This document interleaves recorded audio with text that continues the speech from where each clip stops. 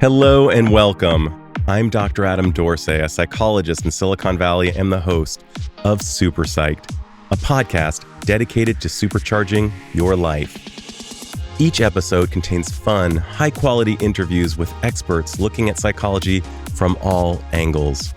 SuperPsyched is your tool to get more of what you want in your life and less of what you don't.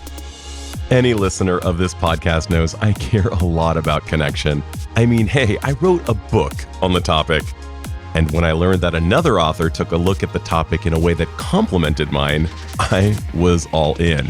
Julia Hotz, who goes by the name Jules, is a seasoned journalist who has traveled to over 30 countries to look at the kinds of healing that connection can offer us. She wrote a book I loved called The Connection Cure, The Prescriptive Power of Movement, Nature, Art, Service, and Belonging. In it, she outlines how people are healed from conditions as diverse as diabetes to ADHD and depression through what's called social prescribing. What is social prescribing? You'll need to listen to find out. But here's a teaser from Dr. Andrew Weil, who said that it and the book are a hopeful and urgently needed antidote to today's biggest problems in health and healthcare. So listen in as Jules talks about the connection cure. Jules Hotz, welcome to SuperPsyched. Great to be here, Adam. Thank you so much for having me. I loved your book. And when our mutual friend who wrote a book coincidentally on modern friendship happened to connect us about the topic of connection, like how much more meta does it get? Right. You wrote a great book on connection, taking a different angle from mine. And it was almost like eating the greatest meal with the perfect wine. What's better, the meal or the wine? Who knows? They're not in competition. They just complement. So that's how I felt about your book. Oh, well, likewise. I feel like you, me, Anna, our other friend, Jody Wellman, should get into a room because I feel that all of us are sort of like converging on the same idea. Hey, connection's really important. We need to connect with ourselves. We need to connect with other people. We need to connect with acts of service and spirituality. Like, okay, we have this great connection formula. What would it look like if doctors and therapists and nurses made it easier for us to connect? Actually wrote us something called a social prescription. Speaking of prescription, I see you have a prescribed cat on your lap right now. I do, and love. She decided to show up. She's a COVID kitty who I adopted. Hilariously, she came into the house with a medical disorder that caused her to be spectacularly, let's say, odoriferous. And she was not beloved. She had Giardia. So she's a hilarious cat, and she has brought the family together around a flagell.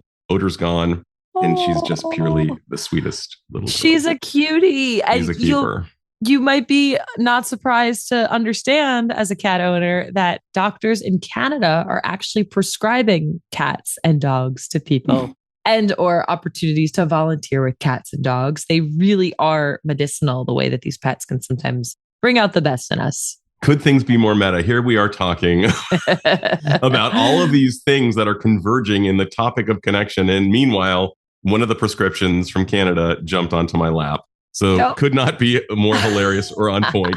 One of the funniest parts of your book, and it made so much sense. I mean, there are things, it's a must-read book. It's so, first of all, you're a great writer. And second of all, back at you. Oh, thank you. And second of all, the words just fly off the page. So it's just like listening to a great song that just happens to be rich with stuff, including topics as shocking as fishing and what it can do for our mental health. Can you talk about fishing and what it does for our mental health?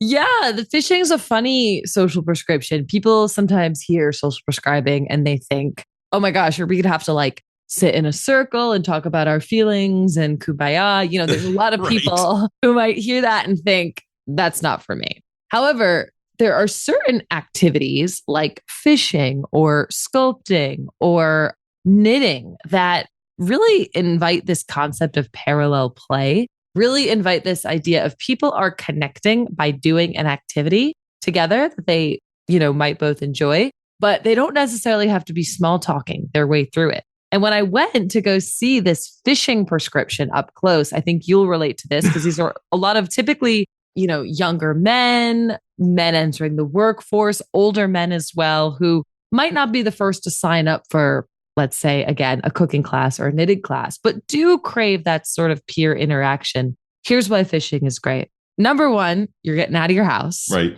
You're getting exposed to the great outdoors, to trees and water. And within that, within getting to good at fish, the number one thing you have to do is be really, really patient and be able to sit still with your thoughts.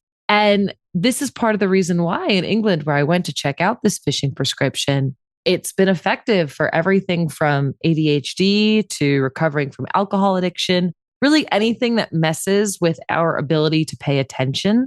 Fishing, which by nature of what it is, requires you to sit still and pay really close attention, is a really great antidote. I love that. And I remember, fishing with my grandpa in Maine, there was, I guess, a generation between us, or maybe two. And this common denominator of fishing was so bonding for my grandpa and me. We went up to Bangor, Maine, where he was from. And just Grandpa Ben is littered throughout my book, is just like one of my all-time favorite people. But without fishing, it might not have been quite as complete. The fishing element really did something. Yeah. There were some other shockers in your book in terms of social prescriptions, things that will make us better. It turns out we are social beings. Turns out that being a rugged individual may not be so good for our mental health. It might be cool for the movies, but it turns out solitude is good for us. It's just at the exclusion of everything else. Right. So I'm not completely, dumping on rugged individualism in as much as having a little time for solitude is good. But this loneliness epidemic, some of the social prescription cures that you described, including fishing, during your research, what were some of the other findings that just delighted you? Yeah, well, absolutely. And shout out, of course, to Grandpa Ben and the fishing tradition you have. I mean, I love so much about that because I think what's great about social prescriptions in general and fishing especially is the way that they invite intergenerational connection. That is something that culturally we deeply, deeply lack. It's the norm for us to go to school, get a job, sort of interact with people in our age and other demographic groups. But things like fishing totally flip the lid on that. This is truly an accessible and inviting environment for all kinds of people. Fishing was one of them. Another one I loved that was sort of counterintuitive to me is farming and farming specifically for people with dementia. So in the book, I tell this story about going to Norway, which is one of the only countries to actually have a dementia care plan. It's required for every municipality to have a plan for people who are diagnosed with dementia. Well, in this one community outside of Oslo, it's a farm. And you might hear that and think, what? Farming? People with dementia? Don't people with dementia need to sort of be careful and tended to 24/7? And it turns out that this is true for everybody, but particularly for people who are older, for people with dementia, who go from having all of their faculties, having a job, having incredible rich memories of life, to slowly feeling that chip away.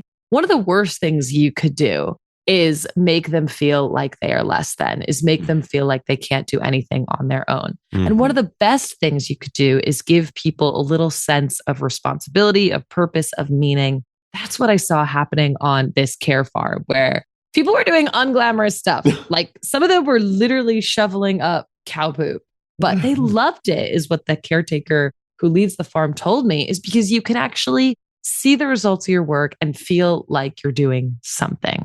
So that was another one I loved. Well, it's delightful and it makes so much sense. There is something about farming and getting your hands in the ground and being part of something that has been done throughout the millennia. And, I like to say, and my listeners have probably heard me say it ad nauseum, that the vehicle between our ears, known as our brain, is the most complex structure in the world, or the universe, I should say.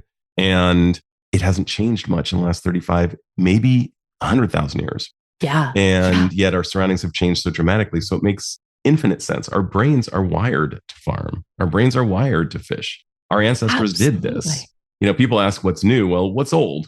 The old stuff apparently is, we don't want to throw these things away.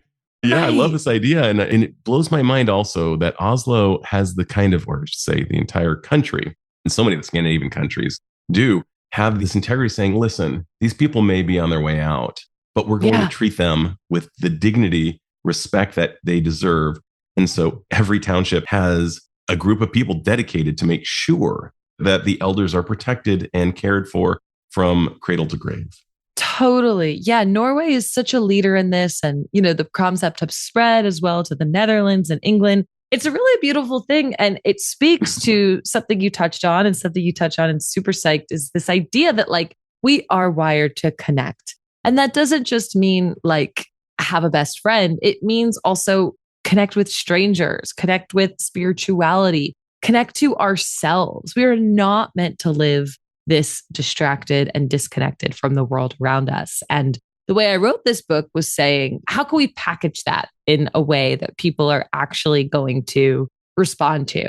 And so I thought it was interesting how the most common social prescriptions, which by the way, I should probably define, I've been using that term a lot, are literally healthcare referrals from your doctor, from your therapist, from your nurse, from your community health worker, for non-medical community-based interventions. So that's everything from groups that meet on Thursdays to fish, to groups that meet on Tuesday nights for art class, library read-alouds, hiking, cycling, sea swimming. And really, it's about shifting the conversation in medicine from treating what's the matter with you to building an environment that reconnects you to what matters to you.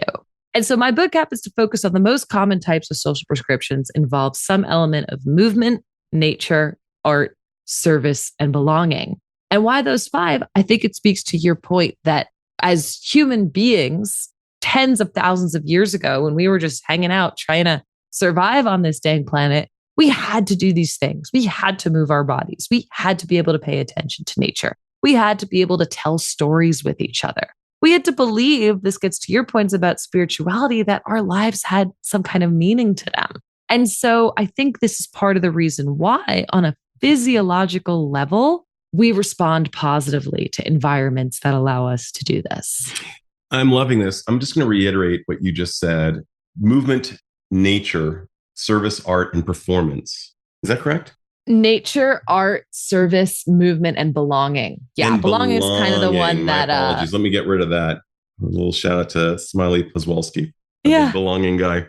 The belonging guy. We love that. You know him, right? I'm guessing. Yeah. That's fantastic. What's so interesting is these are such important hyperlinks in our brain. And yet I believe that one of the modern problems is that we hunger for these things and we look for them in the wrong places. Yes. We think that belonging will occur permanently in the workplace. Now, I'm not saying we don't belong in the workplace and that the workplace is not a place for belonging, but it tends to be temporary. Yeah. Whereas familial belonging, communal belonging seems to transcend the decades. The old, back in when I was a kid, somebody would work at one company, retire and get a watch, and they had no more sense of purpose. They had no more sense of service, art, certainly no belonging. And there was just this giant hole. And I guess the question is, how can we increase all of these things and still do all of the things that we need to do in this day and age? Yeah, a lot to talk about there. I think what you're getting at, that second question is how do we have time for this? Maybe not just how do we have time, but how do we make it a focal point? How do we zero in on it? And what do we zero in on? What would be a good, supplement to daily life as we see it now? Yeah. Which is kind of, to borrow an idea from Laurie Santos, kind of the NutraSweet versus the nutritious stuff that we actually need. And this gets into everything you've done to help us really understand, what do we mean by connection? What are the different types of connection? Why is it so important and not just a nice to have? I think we're coming at the same point with social prescribing. The old adage is true. You can be lonely in a crowd and you could be on your own and perfectly content with your connection. 100%. We know loneliness is subjective. So my book, I talk about what actually is it that makes a connection that is curative, that is medicinal. And I think a lot of it has to do with building on the research of psychologists like Dr. Arthur Aaron, this feeling that you have things in common. And that's why this, starting with the question of what matters to you, is so important. Because at the very least, that everybody who's been socially prescribed a spot in that fishing group, they have one thing in common, at least, it's that they like fishing. And then what will hopefully happen over time with comfort level is that once you have that baseline connection of feeling that you have things in common, that's when you can get into the deeper connection, which here again, Dr. Aaron talks about as this feeling that you are seen and heard and valued by this other person.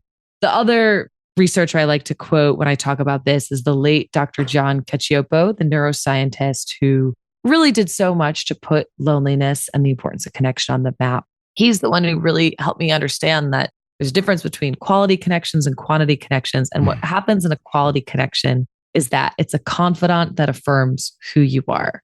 So taken with Dr. Aaron's frameworks, like what we should be doing when we're connecting is we should actually be learning more about ourselves, right? And this comes back to everything you've done to talk about the importance of connection to yourself. So I think that's what social prescribing allows us to do. It allows us to say that connecting to other people and connecting to yourself, it doesn't just happen. We have to put effort in. But the benefits we will reap for not just things like loneliness, but also anxiety, depression, even things that seemingly don't relate, like chronic pain, can be tremendous. And they genuinely are medicinal. It's incredible. I remember going back to Grandpa Ben because he's just so much fun to talk about. He was 88 years old. And I got word from his wife, Grandma Rose, that he was not feeling so well and to kind of take it easy with him. He was fluish, etc. I arrive as I typically did at around 7 a.m. and at around 9 a.m. I knock on the door and Grandpa looked like hell. Within 2 hours, he looked amazing because he was hanging out with his grandson. And he was well for the rest of the weekend. And she was just kind of like, what's this miracle cure? And it was that he got his wingman. And you and I both know that all it takes is Chandler, Monica, any of the friends to show up and say, come on, I'm going to help you out of this. I just heard a really hilarious moment between Amy Poehler and John Hamm on her podcast. She's really funny. I love her. And she had just gotten some horrible news the night John Hamm was hosting. They had enough of a history that John said, yeah, your bad news was bad news, but I'm way more important. Now, it was obviously a joke, but he was trying to help her snap out of it so she could, show up for the moment. Yeah. Because SNL is live whether they want it or not. And in that moment, her love of this man and their friendship ruled the day. It was a social prescription from John to Amy, in as much as mine was with my grandpa. And we all have experiences of that. And your book is rife with that. It's like this idea from Barbra Streisand of people who need people are the luckiest people. No, we all need people. It's just those who actually are aware that they need people are probably the lucky people who do something about that need. So, right. Oh, I love that. The stories you just shared with Grandpa Ben and Amy Poehler, John Hamm gets to, I think, one of the questions that doctors and therapists and nurses and social workers will often ask when they're trying to give a social prescription. And it's what makes you light up? What are the things that get you out of bed in the morning? What is an activity you love so much that when you're doing it, you forget about your pain, you forget about your stressors? And I don't mean to trivialize the real pain and stressors and psychological discomfort that so many of us have to endure. But what social prescribing does when we're put in an environment where we're doing something that matters to us and we're also surrounded by other people doing the same is it lets that become on the back burner. It doesn't necessarily go away, but it allows us to experience joy and purpose and meaning and all these emotions that genuinely can tame our other symptoms. It's why, for example, movement prescriptions are really effective for depression, the way that exercising can really boost our mood and endorphins. It's why nature prescriptions are really effective for people with attention disorders, art for anxiety. It's not saying that these afflictions aren't real. It's just saying that some environments might allow you to tone down those symptoms. My wife says that when I'm out in nature, my face literally changes. And that is such an interesting insight. Yes. Like my face changes. And so here the Japanese come up with this great idea called tree bathing that really works. And it was so cute. My mom calls me the other day and says, Adam, I just did the tree bathing thing and it's amazing. She couldn't get over how great it was. And it's fantastic. People get called tree huggers. Yeah. Hug a tree. Yeah. I don't care where you stand politically or in any other way. Being amongst trees is what we are supposed to be doing. So I love that idea. Unbelievable. Because, for a long time, when that started out, this idea of forest bathing or Shinrin-yoku, as the Japanese call it, it was like kind of just a feeling. People said, I generally feel good when I'm out with the trees, when I'm out engaging in the forest with all five senses. But what this researcher that I spoke with in Japan actually did, Dr. Ching Li, was measure the blood, the urine, all kinds of physiological samples of what actually happens to people when they forest bathe. They produce less of the stress hormone cortisol.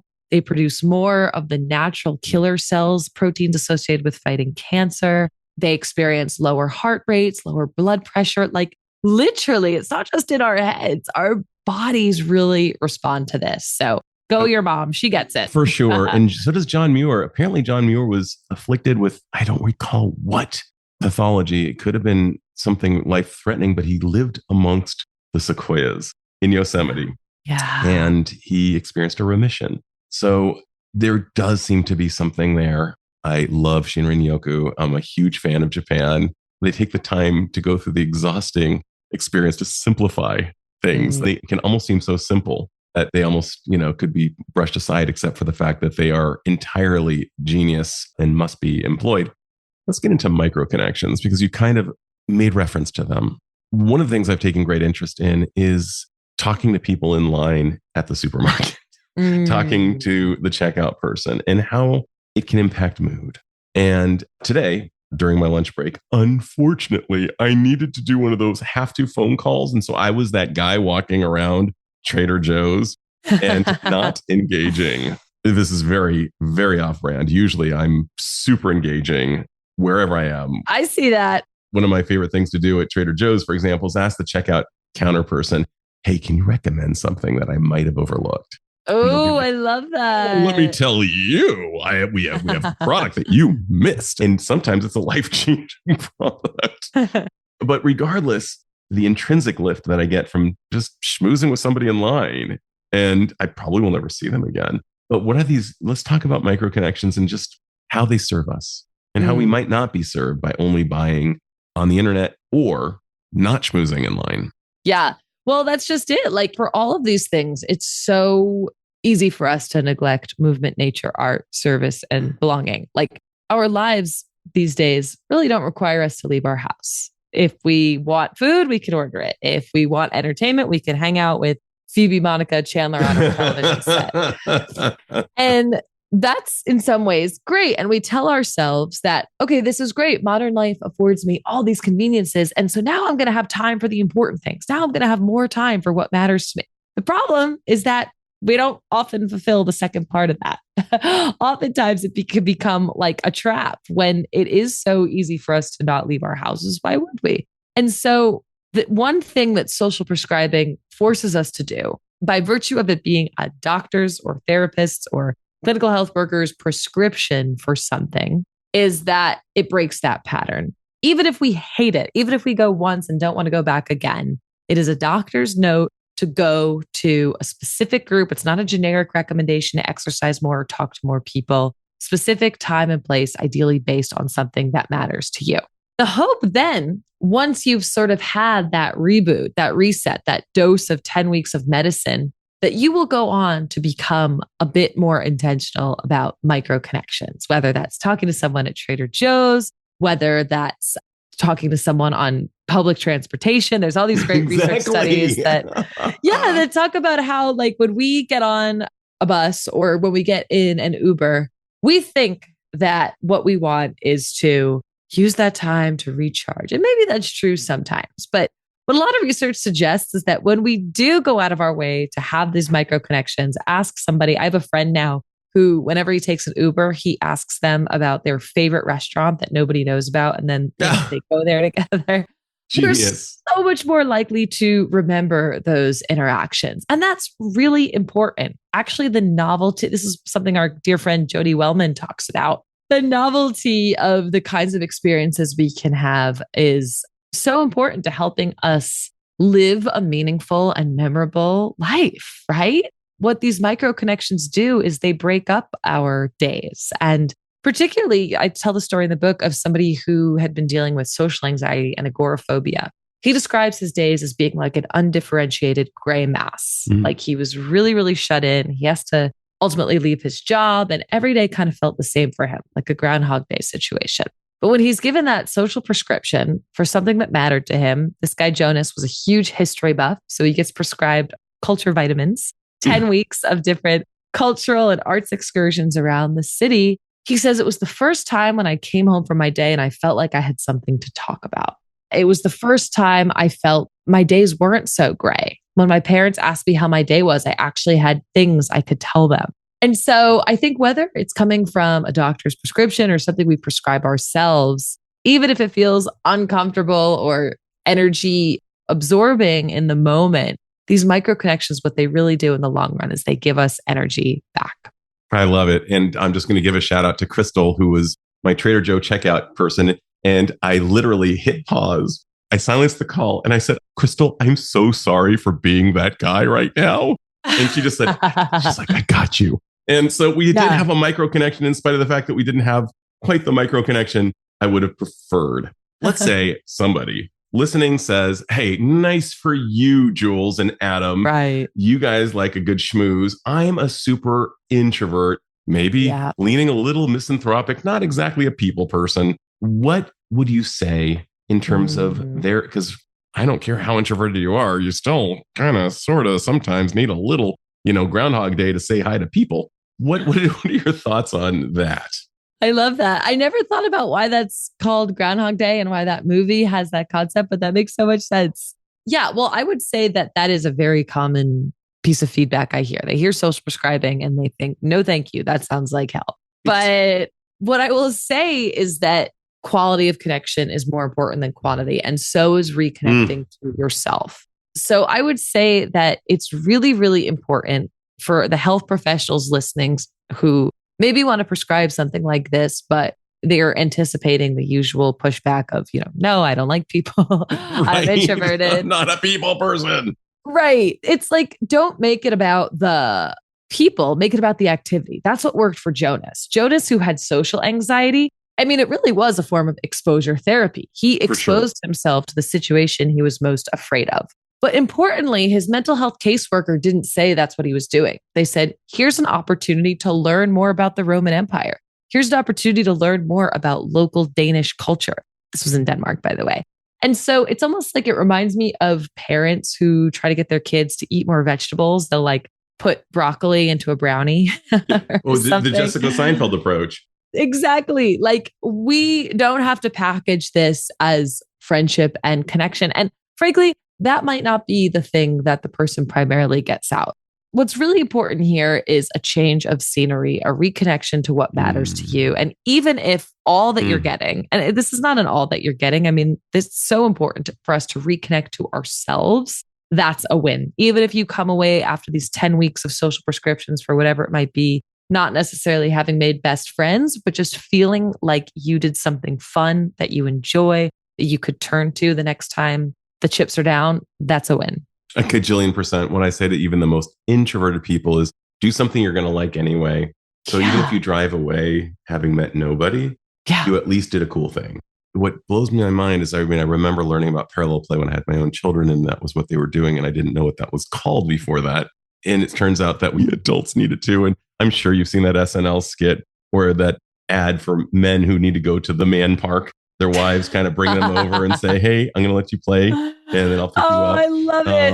And it's just true, particularly for men. It seems like, wow. I mean, I know women suffer from this too, but it seems like it's just a much harder climb on average for men. I also want to just give a shout out to something you said, is that a confidant is someone who affirms who you are. I was just having a great conversation with a professor over at Clark University, James Cordova. He wrote a book on intimacy, and I asked him, what's your definition for intimacy? And he said, it is vulnerability met well. And there just so much crossover between what you're saying. We humans need to have someone with whom we can be vulnerable. Intimacy is not eroticism. It's not sexuality. Even though euphemistically people say I was intimate last night. That's not really the dictionary definition of it. I mean, you and I are having an intimate conversation right now. In as much as we're talking about real stuff. And perhaps on the intimacy scale, it might be like a 3 out of 10. But it could be the prelude to great intimacy, except eroticism would not be present whatsoever. That's not the point. So I just think it's very interesting that we contrast those two ideas. You've reminded me of something that you've shared in the past, including Esther Perel, which is like, we expect that our romantic partners are going to fulfill every single kind of connection need we have. But that's so unrealistic. We used to have a village for that. I think what social prescribing aims to do is to kind of outsource some of that. And again, to your point, it's so funny. I never thought about the way we misuse the word intimate all the time. We need to outsource some of that need for vulnerability and deeper connection, because ultimately that's going to make, if we have a romantic partner, our romantic partnerships healthier. It's going to make our single greatest friendship better, is if we can sort of spread the needs out amongst other folks. 1,000,000%. And my wife and I are amazing together. And I'm so grateful she has her friends to do the things that I wouldn't want to do. And I have my friends with whom I can do the things that she definitely wouldn't want to do. It bolsters the relationship so much. I'm going to get to my final question. What a whirlwind. Jules, if you had the magical power to confer upon all humanity one insight or skill that would dramatically improve the lives of the individual, and since we are all connected, the people around them as well, what might that insight or skill be? And how do you imagine it would improve the lives of the individual and perhaps the collective? Wow, what a great question. You should have ChatGPT round all these up and then just like create a document for our government leaders to use. But yeah, I mean, I think that the number one insight that I want people to have when they learn about social prescribing or reading The Connection Cure is that we need to flip the script from what's the matter with you to what matters to you. Ask yourself that question. And that might seem a little bit abstract. You might have lots of things that matter to you. So let's break it down. If you had 2 more hours in your week, what would you spend it doing? What's something like Grandpa Ben that makes you light up when you talk about it? What's something that puts you in a complete state of flow, of total and utter focus? When was the last time you experienced awe?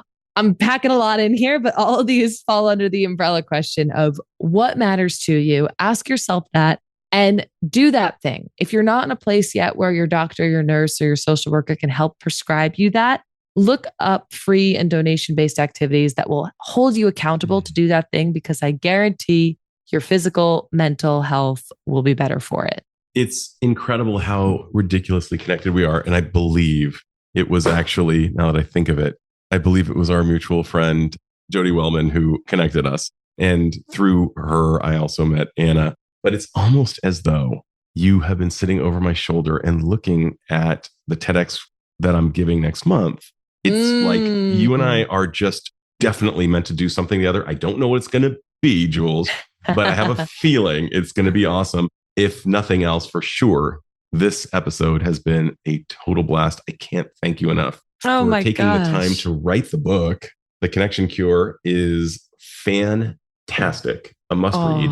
And I would just say you and I may be a package deal. We may be a package deal. That's right. Oh, I couldn't agree more, Adam. Thank you so much for all you have done to spread the importance of connection and to really get those insights out to the other people. Like, we need that connection formula. We need all hands on deck to make connection more baked into not only our healthcare systems, but how we live our day-to-day lives. So thank you for all you've done. I feel so seen. Thank you.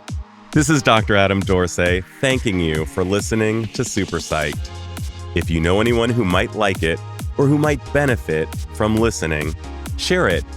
And if you like the episode, please hit subscribe